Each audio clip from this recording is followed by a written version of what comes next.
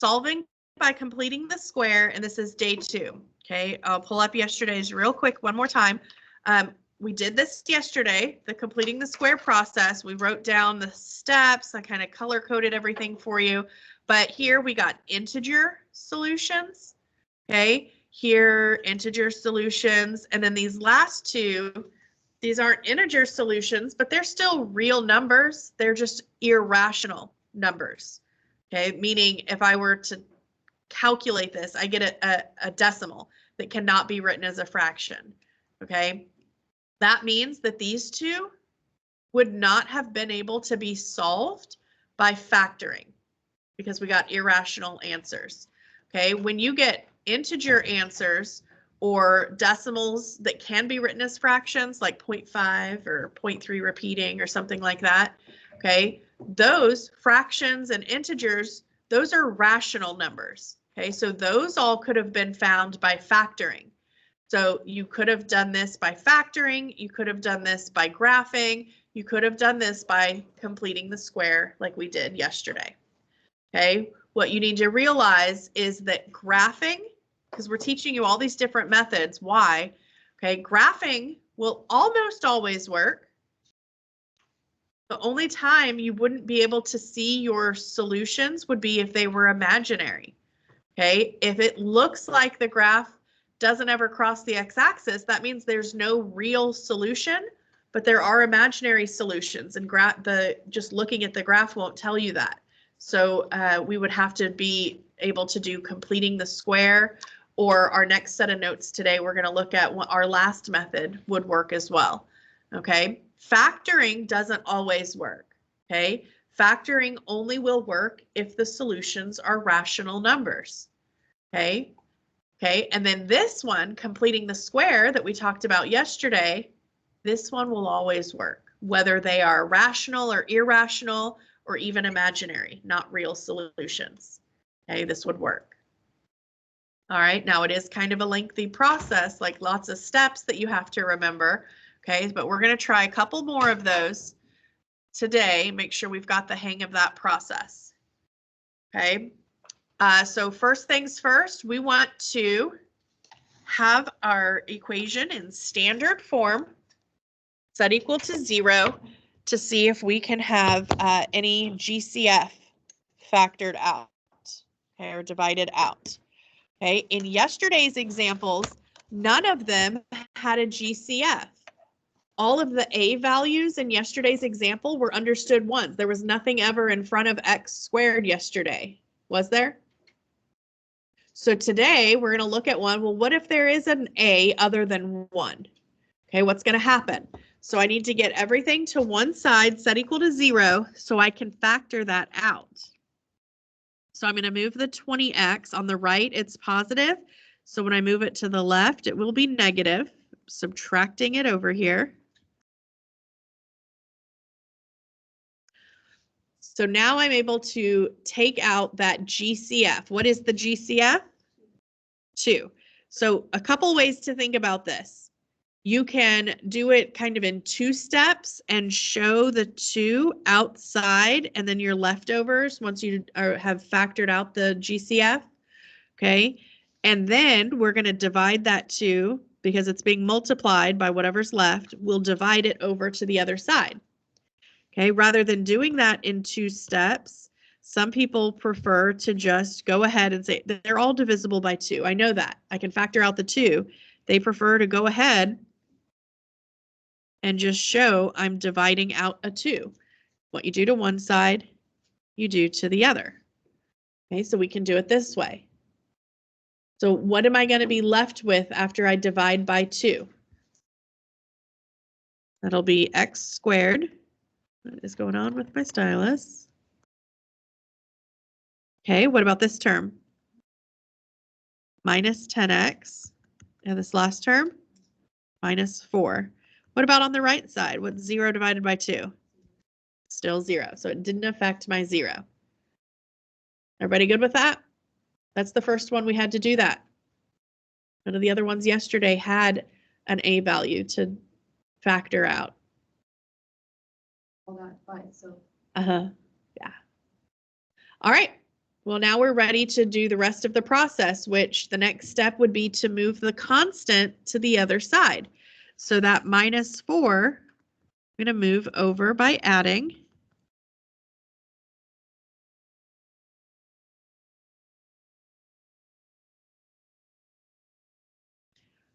What's the next step after that? Y'all have got the steps listed there right above the example.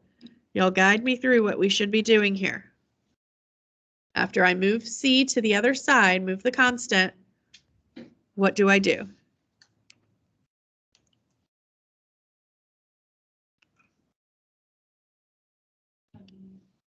Okay, so we're going to, yep.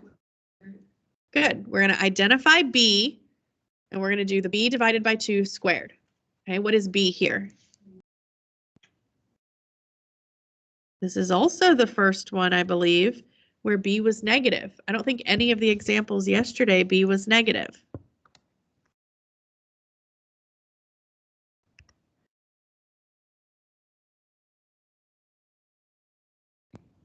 So again, this is where those parentheses are important, because if I typed in this, I would get 25. And I don't have to type it in. Most of you know 5 squared is 25.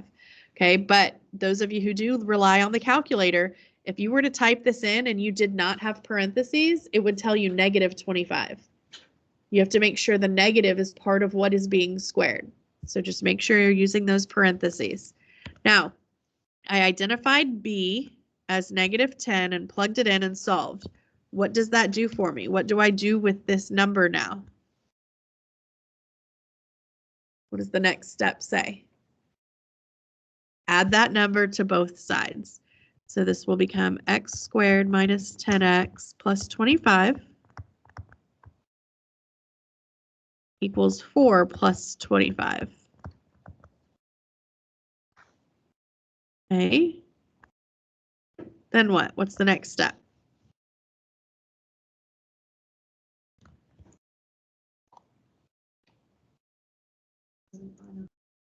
Okay, so I take the trinomial that I just created, this perfect square trinomial I just created, and I'm going to turn it into a binomial squared. On the right side, I'm going to reduce. That's going to be 29. Okay, but what goes in here with x? What is this binomial? How do I come up with that?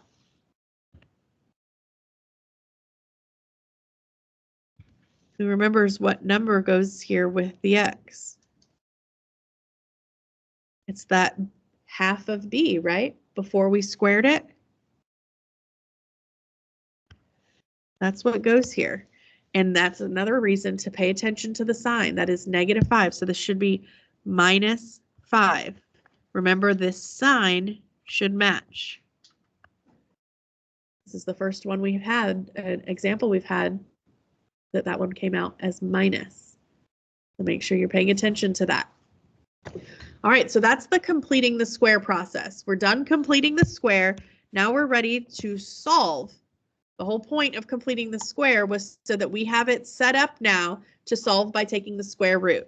So I'm going to take the square root of both sides. I'm not going to forget my plus or minus. That's going to cancel that square out. And I'm going to be left with, I'm going to come over here. I'm running out of space there. I'm going to be left with x minus 5 equals positive or negative square root of 29. Now, does this 29 have factors that would allow me to reduce this radical?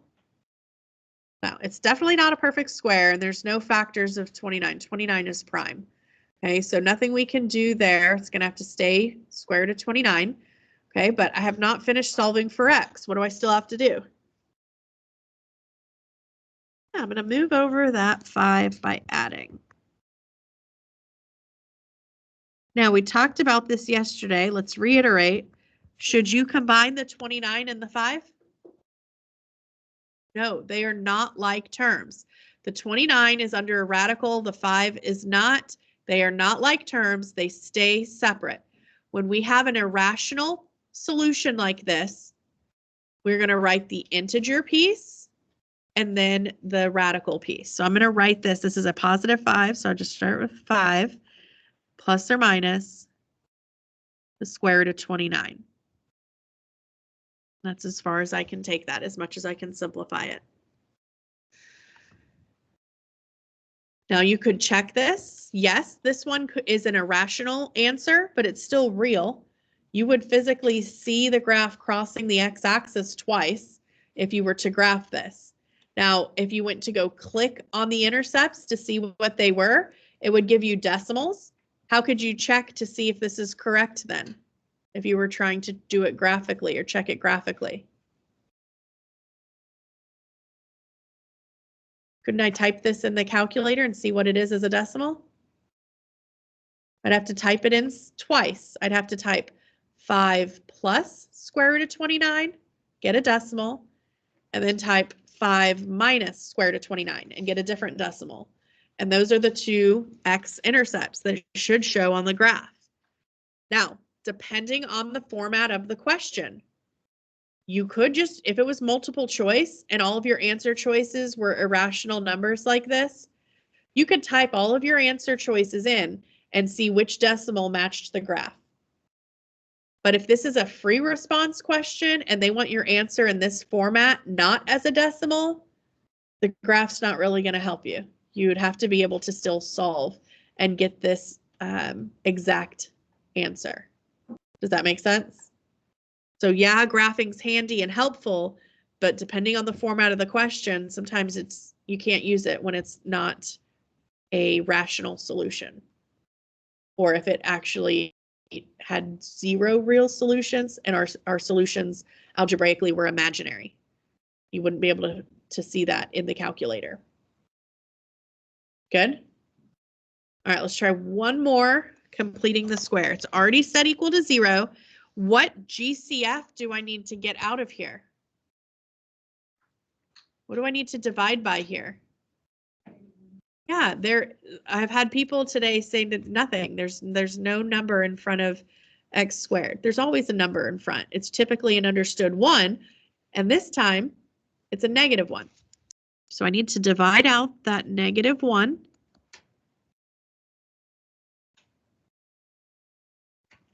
So it's going to change all the signs. That's all dividing by a negative will do, is change the signs. So that becomes minus 8x minus 47, still equal to 0. Now we're going to move c, our constant, to the other side. So I'm going to add 47 to both sides.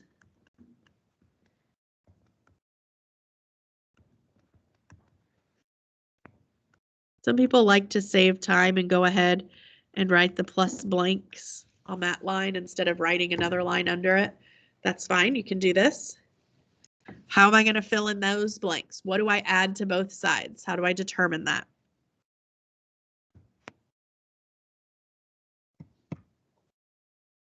What did I do up here to figure out what was added to both sides? What is this? B divided by 2 squared. That's what I need to do. That's the step that I'm on. So I need to identify B, divide it by 2, and square it. So what is my B?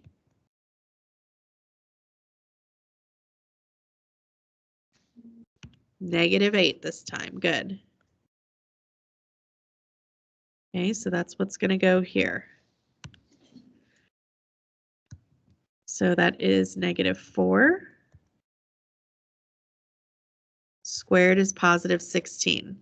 So 16 is what's added to both sides to complete the square. To create this perfect square trinomial over here, that's what I needed. Now I'm going to rewrite that perfect square trinomial into a binomial squared. And over here, it's going to be 63. All right, so what's going to be in this binomial with the x? What goes here?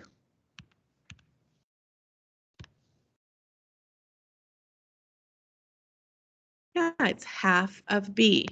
Okay, it was this right here, negative 4. So it's x minus 4. See how the sign matches? The b was negative, so it's a minus here. All right, completing the square is done. Now I am ready to solve by taking the square root. What I do to one side, I do to the other.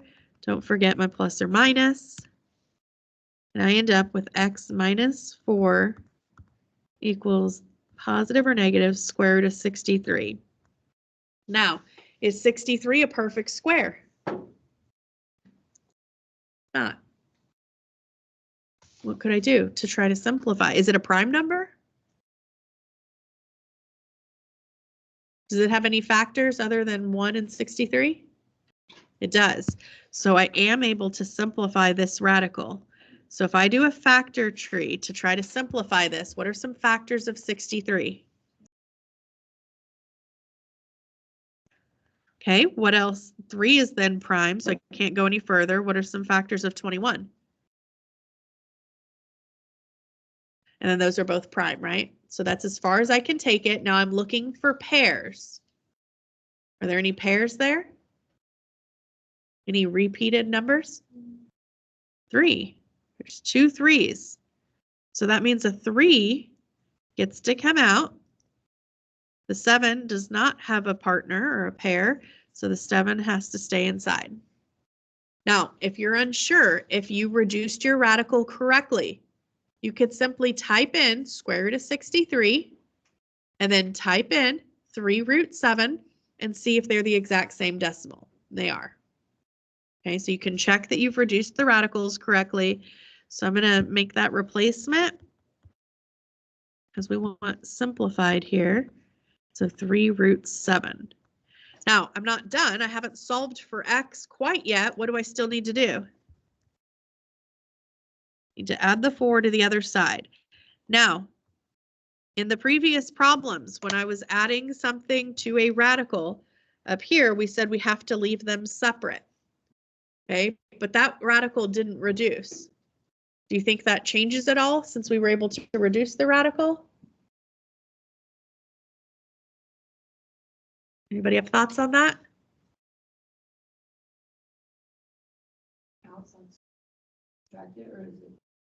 Okay, so let's think about it. If I were to solve this, what if I didn't simplify the radical? What if I had left it as square root of 63? Would I have been able to add the 4 to that? If I had left it square root of 63? No, I would have written it as 4 plus or minus square root of 63. So it still has to stay separate, because if I were to solve this, order of operations says I would multiply 3 times root 7 before I would add 4, wouldn't I? Multiplication comes before addition. Y'all agree? The order of operations. So I still, even though that 3 is not under the radical anymore, it is a coefficient attached to that radical. So I still cannot combine that 3 and that 4. So do not come in and tell me plus or minus 7 root 7. You have simplified wrong. Okay, this needs to stay separate. This would be 4, so it's positive, plus or minus 3 root 7. So again, this is a real number. There's no I, there's no negative under the radical. It's not imaginary. If I were to have graphed this, I would see that it crosses twice. It has 2 real solutions. They're just irrational. They're decimals. Everybody feel okay about completing the square? All right. Now, the last method we're going to learn, that's the second page you picked up on your way in today, is the quadratic formula. Quadratic formula is like the GOAT of all of these methods, because I just told you graphing will almost always work. Almost. It won't work if the solutions are imaginary. You won't be able to see them on the graph. And if they are irrational, it will only show it as a decimal. It won't show you the exact value, right? Factoring will only work if the solutions are rational. Completing the square does always work. The method that we just did will always work, but it's kind of a lengthy process, right? There's lots of steps, lots of places to make a mistake. It can be kind of confusing for some students. So quadratic formula comes in. It always works also. So completing the square and quadratic formula are the two that will always work, no matter if the solutions are rational or irrational or even imaginary. but it has to be in standard form, because you'll notice in the formula, you'll see A, B, and C up here. We're going to be plugging in A, B, and C. So standard form is when we have ax squared plus bx plus c. Okay, so we have to get it in standard form first, but then we can straight up use a formula. For a lot of people, this is easier than completing the square because a formula is straightforward. It's just plug and chug. Plug in those numbers for A, B, and C, and then simplify. And that's all you have to do. So far, so good? Now, remembering quadratic formula is tough for some people. It is a long formula. It's got a lot of pieces. The way that I learned it and I remember it is singing it to the tune of Pop Goes the Weasel. Does everybody know Pop Goes the Weasel, the song? Like nursery rhyme? Okay, so you can sing this to the tune of Pop Goes the Weasel, and it may help you remember all of these pieces.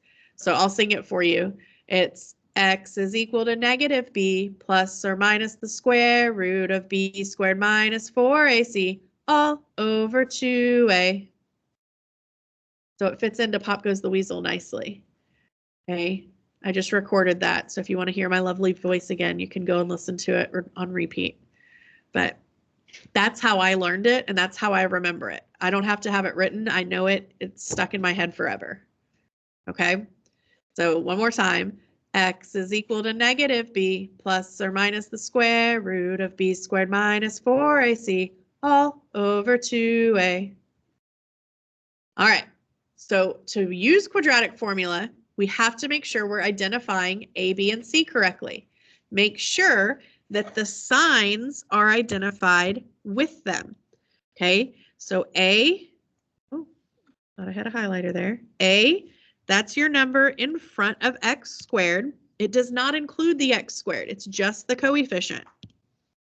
Okay, B is the number in front of the x, the coefficient, and make sure you're including that plus or minus. That tells you the sign. And then your C is your constant. It includes the sign, whether that's a plus or a minus is part of your C. Okay, and then those are going to get plugged in. The C only gets plugged in one spot, there at the end under the radical. Okay, the A and the B both get plugged in two places. The A is in the denominator being doubled and right there in front of the C under the radical. The B is in the numerator twice, once under the radical being squared, and then once out here in front, okay, with the opposite sign. It's got a negative in front of it. Now ready to try one? All right, so I'm going to first identify A, B, and C. What is A?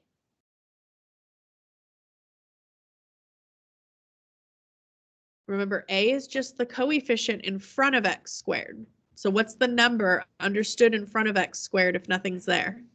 It's an understood 1. If you want to write it so that you can see that, it's a 1. What is B? -5. Make sure you get that negative. Good. And what is -14? Good. So now I'm going to take those and I'm going to plug them into the formula. So x is equal to negative b plus or minus the square root of b squared minus 4ac all over 2a. So you'll notice I plugged in all of those in parentheses. Get in the habit of using parentheses. Okay, so even if it's a 1, I wrote it. Now, once you get the hang of this and are doing this more, you'll know multiplying by 1 doesn't actually change anything, does it? So once you get the hang of this and have done it more, a lot of people will just stop writing 1 when A is 1. They won't even bother putting it there because it's multiplying by 1 won't change anything. Okay, and then we've got our B. It is very important that you use parentheses around your B when it's negative because the sign is going to change here because of the negative in the formula. Okay, so there's always a negative in the formula, and then you're plugging in a negative. What's going to happen there? What's negative times negative? It's going to become a positive. So it's very important you have those parentheses. You remember to plug in that negative. Okay, here, important to have parentheses. If you're using the calculator, same thing. We talked about it with completing the square. When you square this, it should always come out positive. This first term should always come out positive. If you don't type the parentheses, though, if you type -5 squared, you're going to get a negative and you're going to get it wrong. It's going to change your whole value under the radical. Okay, so make sure you're using those parentheses. Okay, and then for C, we had -14, and it just got plugged in the one spot. Okay, so now it is simplify. Okay, identify ABC, plug into the formula, simplify. So I like to simplify in 3 parts. Outside the radical up here, so that's just a 5 now. Okay, I like to simplify my denominator, that's just a 2. And then I like to simplify under my radical. Now, some people like to simplify under their radical in multiple parts. They like to first do the squared b and say, okay, that's 25. And then they like to simplify what's being subtracted over here.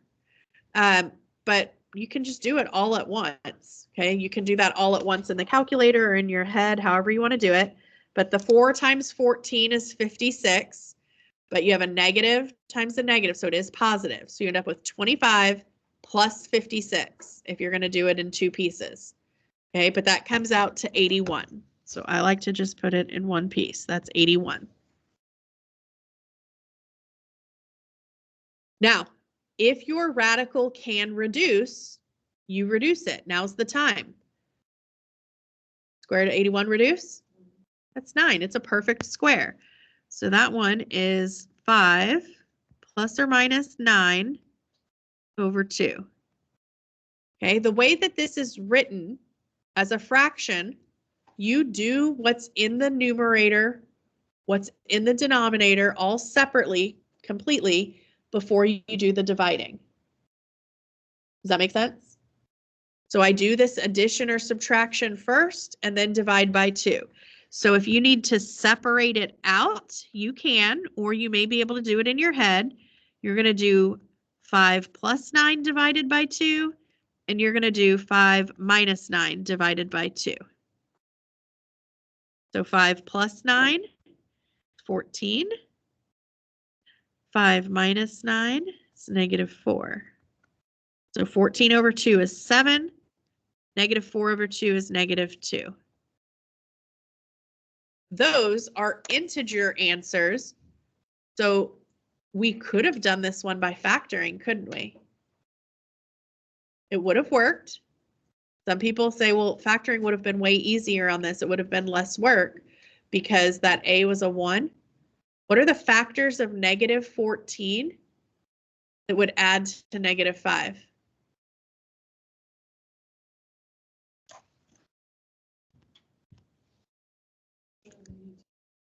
Yeah, and positive. We want it to multiply to -5, so it would have been +2 and -7 is how that would have factored. And then you would have split and solved and gotten -2 and +7. Aren't those the same solutions we just got with quadratic formula? So yes, if you are good at factoring, if factoring comes relatively easy to you, it would have been quicker to factor that. But you can't know factoring will work until you try it. So sometimes you'll try factoring and it doesn't work or you can't figure it out. So then you revert to the quadratic formula or completing the square. And that's fine. Okay, but just know quadratic formula will work every single time. So some people like to do it just straight out of the gate because they know it's going to work. Does that make sense? Okay. All right, let's try this one. It's not in standard form yet. I need to move that 5 to the other side. So it's going to become a -5. So now I'm ready to identify my A, B, and C. What is A? B? And C. negative 5. Very good. Okay, so I'm going to plug those in to quadratic formula. X is equal to negative b plus or minus the square root of b squared minus 4ac all over 2a. So I've plugged in. Let me do my color coding here. B was the understood one there.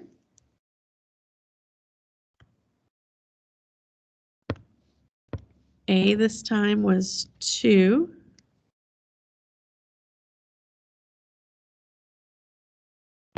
And C is the negative 5. It's important that you moved that 5 to the left, because if you tried to identify it here and said C was 5, because it's positive here, when it's on the wrong side of the equation, you're going to end up with the wrong answer. Okay, so it's important you have everything to the same side set equal to 0 before we identify A, B, and C. Okay, so now when I simplify this, that would be just a negative 1. My denominator is going to be 4. Okay, and then I want to simplify what's under my radical. So 1 squared is simply 1. 4 times 5 is 20 times 2 is 40. And we have it's a negative times a negative. That's positive 40 and 1. So that's 41. And again, you can use your calculator to simplify what's underneath there. Now, we need to figure out, does 41 reduce? Okay, so does 41 have any factors other than 41 and 1? Okay, so I can't think of any. If I want to show you just as a reminder, because some people aren't as great at coming up with their factors. As a reminder, you can use Desmos in the calculator. You can figure out, use a table. This will load. If you're unsure if there's factors or what the factors are. Okay, so you would leave that as X. You would change the Y to whatever number you want to know the factors of. So in this case, it was 41, and divide it by X1. Since the first column is X1, we have to use X1. So you can set this up, and then you can just start typing in 1, 2, 3, and fill that in. And see all of these are decimals. Do y'all see that? There are no integer factors other than 1 and 41. And you could keep going and checking. Okay, but there are no factors here other than 1 and 41. Okay, so that one does not simplify or reduce. It's going to stay square root of 41. So since you can't reduce the radical, there's nothing to pull out in front. You're not going to simplify this any further. This is as far as you can take it. Okay, so this function had 2 real zeros. It crosses the x-axis twice graphically, but they're irrational numbers. If you wanted to know what they were, or if you wanted to check graphically if you did it right, you could. I could come back to that Desmos, and I could type in this equation. Was it too far?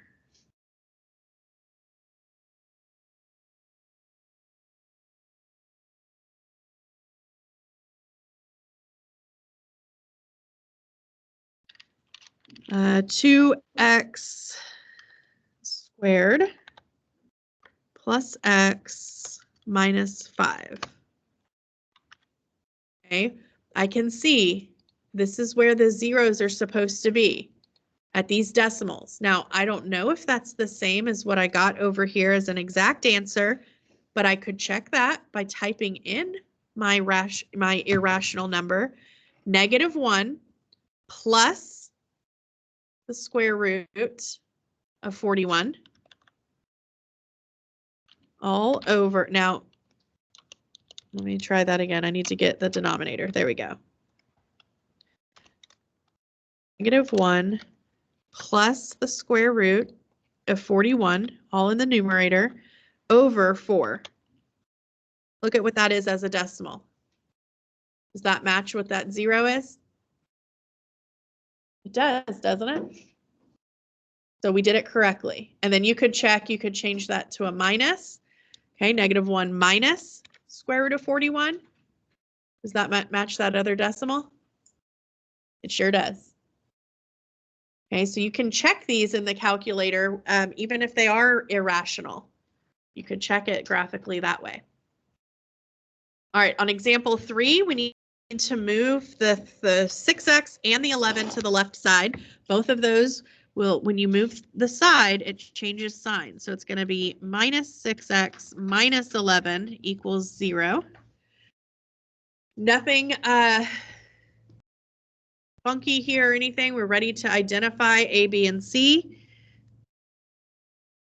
So A is an understood 1, B is -6, and C is -11. So negative B plus or minus the square root of B squared minus 4AC all over 2A. So again, I did identifying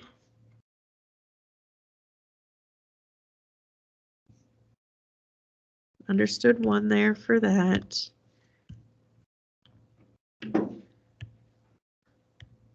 All right, so now we're going to simplify. So when I simplify, that becomes a positive 6 plus or minus, and then that's a 2 in the denominator. All right, so under my radical, -6 squared is 36, and the -4 times -11 is -40, or excuse me, positive 44. So 44 and 36 is 80. We've got square root of 80. That has some factors, doesn't it? So now I need to come off to the side and do my little factor tree. So 8 and 10 are what pop into my head first. Okay, so then 10 would break down to 5 and 2. 8 would break down to 4 and 2. And 4 would go to 2 and 2. That's my completed factor tree. I am looking for pairs that can come out. So there's a pair of 2's. So a 2 gets to come out. Look, there's another pair of 2's. So another 2 gets to come out. The 5 does not have a partner, so he stays inside. What is 2 times 2? So that is 4 root 5 is how that's going to simplify. And you can check that. You can type in root 80 and 4 root 5 and make sure that they're the same, and they are. So I have 6 plus or minus 4 root 5 over 2. Now here, once you're able to simplify your radical, you have the opportunity to then simplify your fraction. This denominator can reduce, but only if it can reduce with both pieces here. So it's like it makes this little triangle of the numbers. If that 2 can reduce both of those numbers, we can reduce it. Up here, let me see, was this one, I think. No, I guess I haven't had one. If the 4 would have been able to reduce with this number, but there was no number here to reduce with it, you still can't do it. Okay, it has to be able to reduce with both. Make that little triangle there. Okay, so I'm going to reduce both of those. What is the 6 over 2? What's 6 over 2 reduced to? Just a 3. Plus or minus, what's 4 over 2? 2. Root 5. So that got rid of my denominator.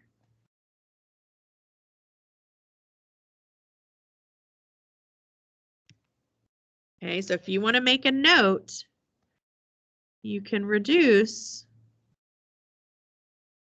only if both reduce. Okay? Feeling okay about quadratic formula? All right, let's see. We've got time for one more. All right. A is B is, and C is. Very good. All right, so x is equal to negative b plus or minus the square root b squared minus 4ac all over 2a. That is a 1. All right, so now we're ready to reduce. Okay, so out in front, that becomes a positive 6. Underneath, that's just a 2. Okay, now under my radical, negative 6 squared again is 36. But then I've got 4 times 10 is 40. But neither of these were negative. A and B were both A and C, excuse me. A and C were both positive. So when we multiply these three, 4AC, it's minus. So we have 36 minus 40. What does that give us? We get a negative. What does that mean? What does that tell you right away? If you get a negative under your radical, what does that mean? It doesn't, there's no real solution. If you graphically looked at this, it does not cross the x-axis. That means that my solutions are going to be what? It's not real, it's imaginary. I'm going to have imaginary roots, imaginary zeros. So I'm going to keep solving. I'm just going to have an imaginary answer. Okay, I'm going to have that I. Okay, now luckily 4 is a perfect square. What's the square root of 4? Okay, so I can go ahead and simplify this. Square root of negative 4 would be 2i, wouldn't it? Y'all agree?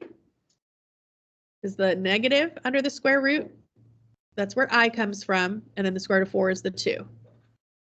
Okay, we write our complex numbers in that form, a plus bi. Can I reduce this fraction? Do both pieces reduce with the 2? Do the 6 and the 2 both reduce? Yes, so I can reduce this. Okay, so what is that going to become?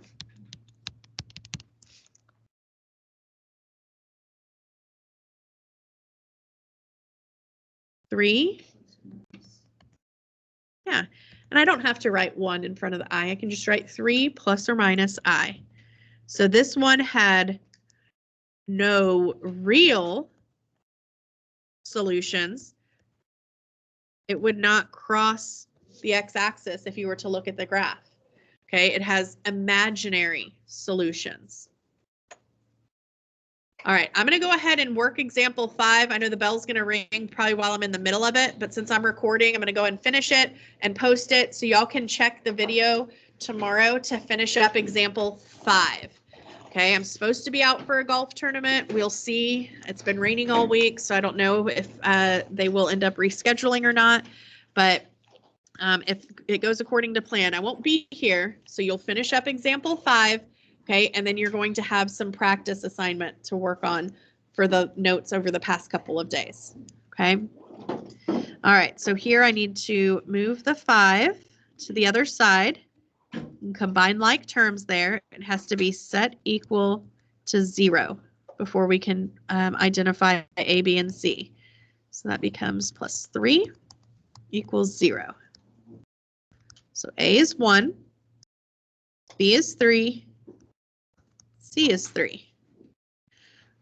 So x is equal to negative b plus or minus the square root b squared minus 4ac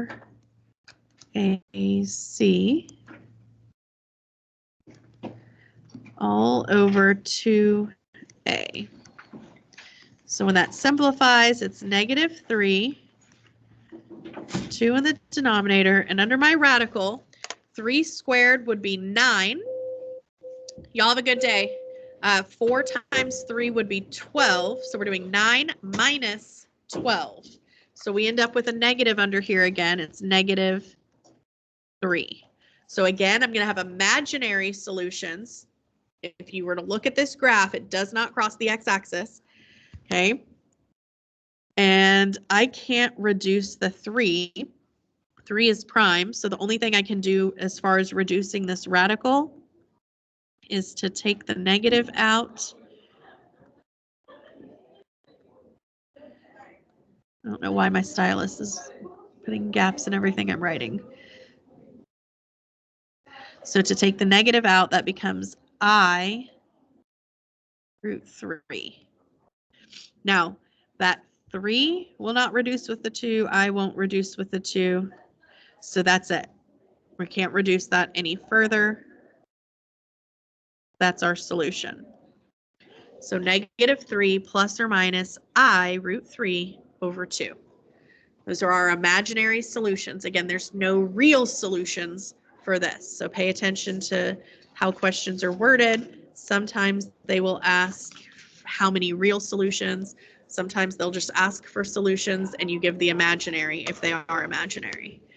All right, so again, quadratic formula. This was the one, completing the square and quadratic formula were the ones that work no matter what.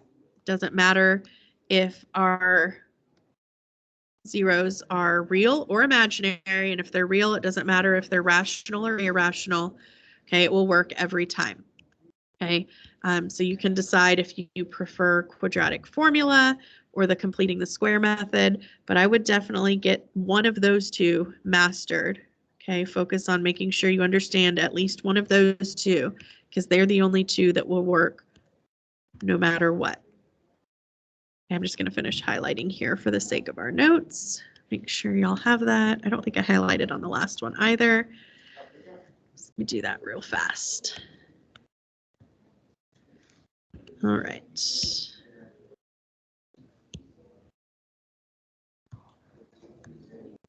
So just be real careful with reducing under your radicals and pay attention to those signs, okay, whether it's going to be a negative or a positive under there, okay, because that'll make a difference. All right, so that is it. That is all of our notes for solving quadratics. Okay, we did graphing, factoring, square root method, completing the square, quadratic formula. All right, stop this recording.